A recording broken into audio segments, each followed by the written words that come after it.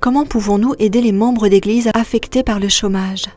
L'amour de Dieu exige que nous accordions une plus grande attention aux familles de notre Église qui n'ont pas de ressources régulières.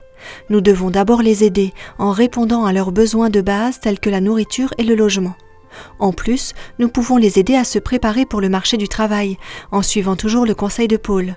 Que celui qui exerce la bienveillance le fasse avec joie. Romains 12, verset 8.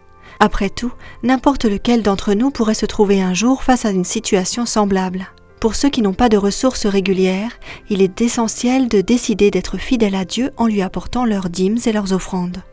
On pourrait se demander si ce n'est pas dénué de sens de le suggérer à quelqu'un qui n'a pas de ressources. Nous pensons souvent que nous pouvons être fidèles dans les dîmes et les offrandes que si nous avons quelque chose à donner. Cependant, le livre de la Genèse nous montre que Jacob, le deuxième personnage mentionné dans la Bible comme ayant donné la dîme, a commencé alors qu'il était sans emploi, en fuite et avec une pierre comme oreiller, avant même qu'il apporte quoi que ce soit dans la maison du trésor de Dieu. Une personne sans ressources qui décide d'être fidèle ne doit pas se sentir infidèle parce qu'elle n'a rien à apporter au Seigneur. Ceux qui n'ont pas de ressources peuvent réaffirmer leur engagement à être fidèles à Dieu dans leur dîme dès qu'ils auront des ressources ou une augmentation de celles-ci. Ils peuvent aussi choisir un pourcentage de leurs revenus à apporter régulièrement à Dieu comme offrande de promesse. Cette pratique reflète la croissance que le processus de donner commence toujours par Dieu, qui nous bénit. Nous reconnaissons l'origine céleste de toutes nos bénédictions financières en lui apportant la dîme de tout et nos offrandes de promesse.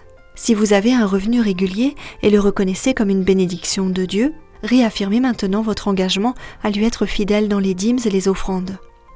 Aidez ceux qui sont actuellement sans emploi en leur donnant de la nourriture, en priant pour eux et en les conseillant.